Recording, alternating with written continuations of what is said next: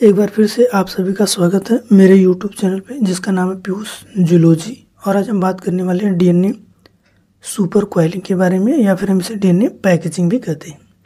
हम DNA super coiling या DNA packaging होती क्यों है? तो हमारा जो डीएनए होता है वो काफ़ी बड़ा होता है। इस डीएनए को केंद्र के अंदर कंसाइज करने के लिए हम लोग डीएनए सुपर कॉइलिंग या पैकेजिंग करते हैं, जिससे हमारा जो जेनेटिक मटेरियल है वो सुरक्षित रहे। अब हमारा जो डीएनए होता है वो कुछ इस तरह को देखने को मिलता है। हमारा जो डीएनए हमको कुछ इस तरह से दिखाई देता है। अब इसमें हमको दो चीज़ें देखने को मिलती हैं। एक होता है क्रोमैटिन।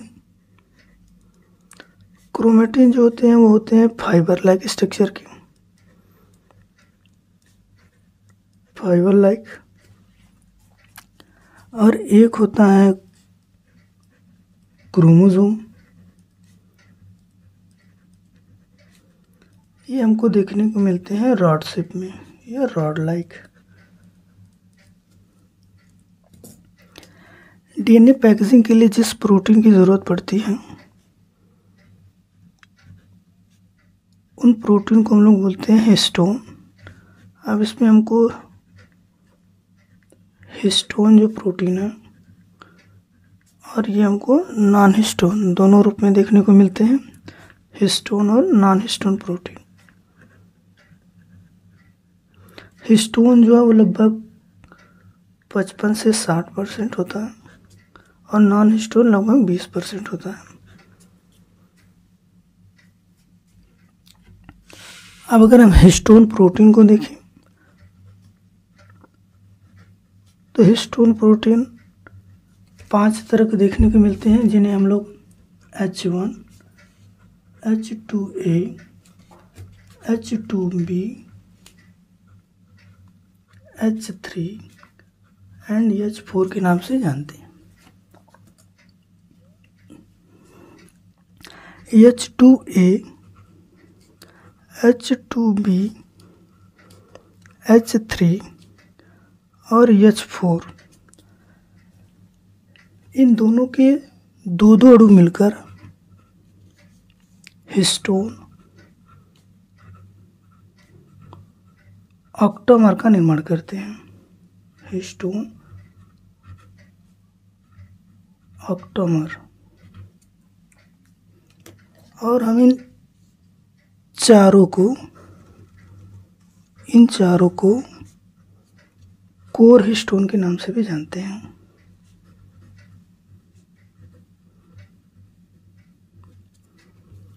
और जो H1 होता है यह हिस्टोन ऑक्टामर का पार्ट नहीं होता है, इसे हम लोग क्लैंप बोलते हैं, क्लैंप।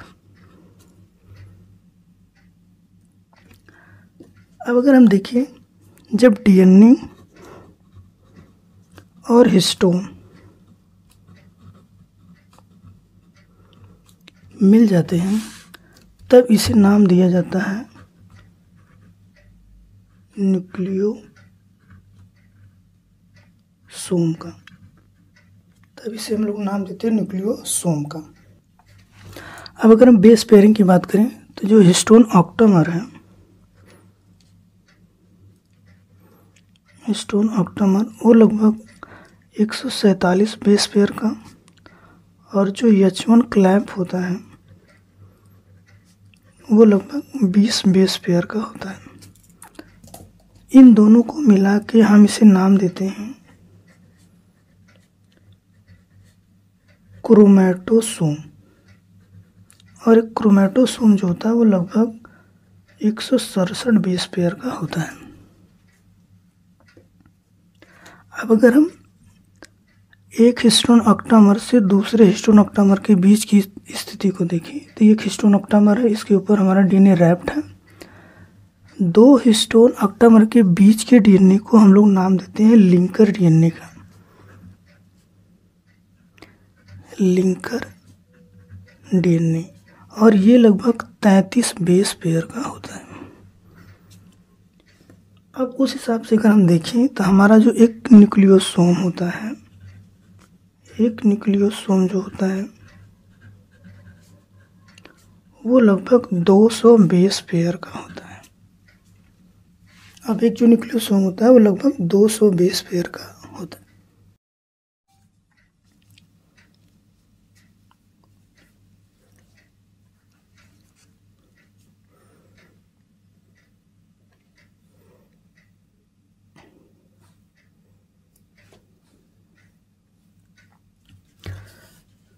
अब अगर हम हिस्टोन को देखें, हिस्टोन प्रोटीन को, तो histone protein are highly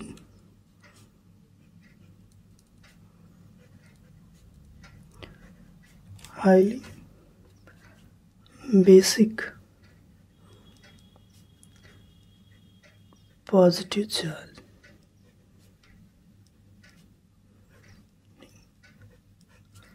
histone जो है वो हाईली बेसिक यानी कि पॉजिटिव चार्ज होते हैं। उसका रीजन ये है, हिस्टोन रिच होते हैं, रिच इन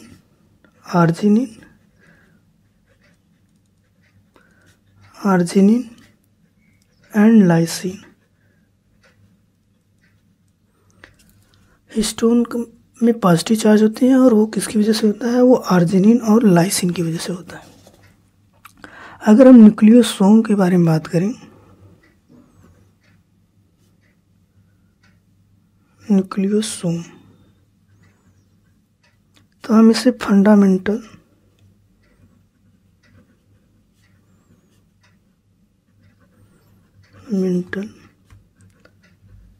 स्ट्रक्चरल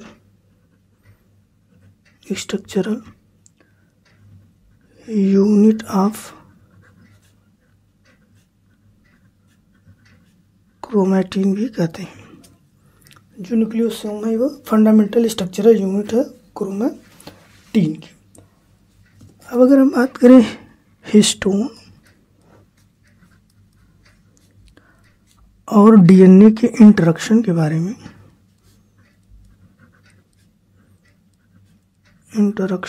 में, तो यह इंटरेक्शन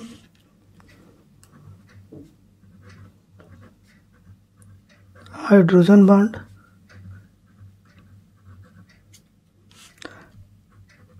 नॉन पोलर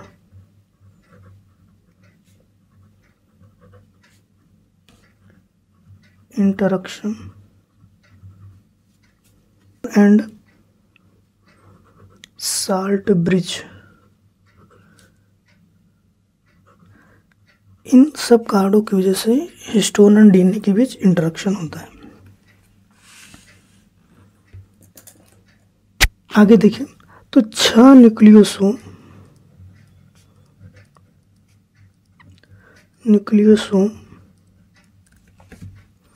लगभग 30 नैनोमीटर का फाइब्रल स्ट्रक्चर बनाते हैं, जिससे हम लोग बोलते हैं 30 नैनोमीटर का फाइब्रस स्ट्रक्चर बनाते हैं। अब ये जो स्ट्रक्चर होता है ये 2 तरह का होता है। एक को नाम हम लोग देते हैं सोलेनाइड और दूसरे को नाम दिया जाता है जिगजैग। एक होता है सोलेनाइड और एक होता है जिगजैग। अब अगर 6 न्यूक्लियोसोम ने मिलकर सोलेनाइड स्ट्रक्चर बनाया तो ये निर्माण करते हैं यूक्रोमैटिन का।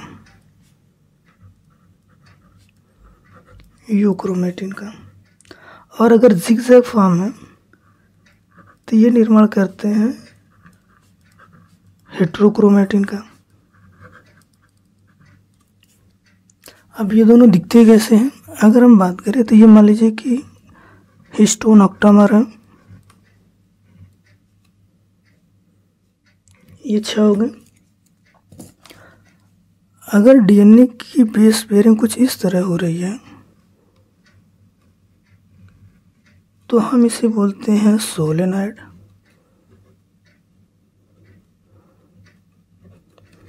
और वहीं पे अगर इनकी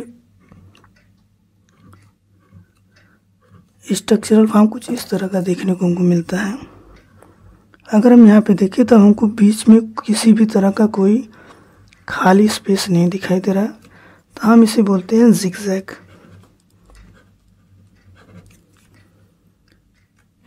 तो जो 6 न्यूक्लियोसोम मिलकर फाइब्रस लाइक स्ट्रक्चर बनाते हैं 30 नैनोमीटर का, उसमें दो तरह से देखने को मिलता है, एक सोलेनाइड होता है, एक जिगजैग होता है।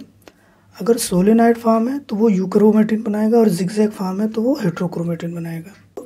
चित्र से देखिए तो ये हमारा डीएनए है। यहाँ पर ये कोर पार्टिकल्स हैं। कोर पार्टिकल्स में हिस्टोन प्रोटीन के 4 अणु होते हैं, जिसमें H2A, H2B, H3 और H4 होते हैं, जिन्हें हम लोग हिस्टोन ऑक्टोमर के नाम से जानते हैं। इन्हीं के ऊपर आपका जो डीएनए होगा वो रैप होता है। ये बीच का जो स्थान है इसे हम लोग लिंकर डीएनए बोलते हैं।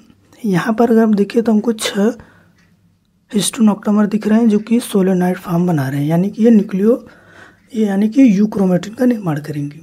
सोलेनाइड जो होते हैं वो लगभग 3 नैनोमीटर के होते हैं। आगे चल के ये और ज़्यादा क्वाइल फॉर्म में आते हैं और ये लगभग 300 नैनोमीटर के हो जाते हैं। फिर ये और क्वाइल होंगे लगभग 700 नैनोमीटर का, और लास्ट में जो हमको स्ट्रक्चर मिलता है 1400 नैनोमीटर का, वो हमारा होता है क्रोमोसोम। अब अगर हम क्रोमोसोम के स्ट्रक्चर के बारे में थोड़ी बहुत बातें करें तो सबसे पहले इसे सेल के अंदर फाइंड किया था W फ्लेमिंग नामक वैज्ञानिक ने। इन्होंने सबसे पहले रॉड लाइक स्ट्रक्चर देखा था, और एक दूसरे साइंटिस्ट है जिनका नाम है W वाल्डेयर ने क्रोमोसोम टर्म का इस्तेमाल किया था, यानी कि जो क्रोमोसोम नाम है वो हमें दिया था वाल्डेयर नामक वैज्ञानिक ने। अब अगर हम क्रोमोसोम के स्ट्रक्चर को देखें,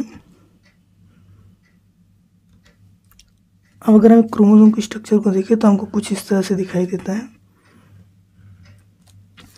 बीच वाले रीजन को हम लोग बोलते हैं सेंट्रियोल या सेंट्रोमर बोला जाता है। अगर हम ऊपर की आर्म देखें तो ये होती है शॉर्ट आर्म, या फिर हम इसी को बोलते हैं पी आर्म। और नीचे की आर्म को देखिए तो ये होती है लॉन्ग आर्म, या फिर इसी को बोला जाता है क्यू आर्म।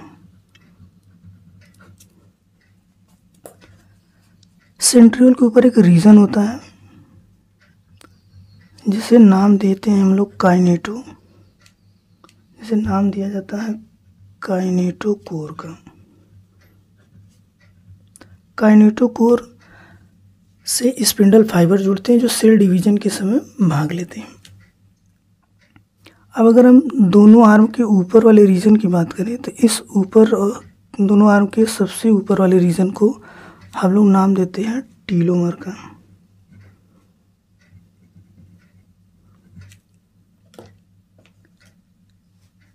गुणसूत्र के अंदर जहाँ पर कंडेंस रीजन आपको दिखाई देता है, जहाँ पे हमको कंडेंस रीजन दिखाई देता है, हाईली कंडेंस रीजन देखने को मिलता है, इस रीजन को हम लोग नाम देते हैं हेट्रोक्रोमेटिन का।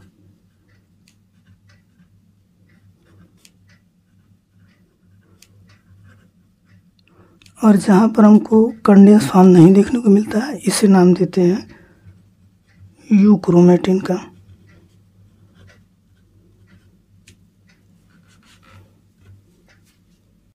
अब अगर हम क्रोमोसोम के टाइप की बात करें तो सेंट्रियोल के आधार पे हमारा जो क्रोमोसोम होता है वो 4 तरह का होता है। एक को हम लोग नाम देते हैं मेटासेंट्रिक, एक होता है सब मेटासेंट्रिक,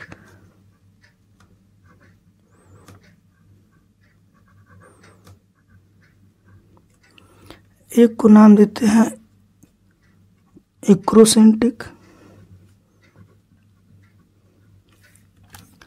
और एक होता है जो कि ह्यूमन के अंदर नहीं देखने को मिलता है, उससे हम लोग बोलते हैं टीलोसेंट्रिक। तो ये सेंट्रियोल के आधार पे जो क्रोमोसोम है वो 4 तरह के हैं, मेटासेंट्रिक, सब मेटासेंट्रिक, एक्रोसेंट्रिक एंड टीलोसेंट्रिक। अगर हम मेटासेंट्रिक की बात करें तो इसमें जो सेंट्रियोल है वो मिडिल रीजन पे होता है और जो पी आर्म है और क्यू आर्म है वो लगभग बराबर होती है।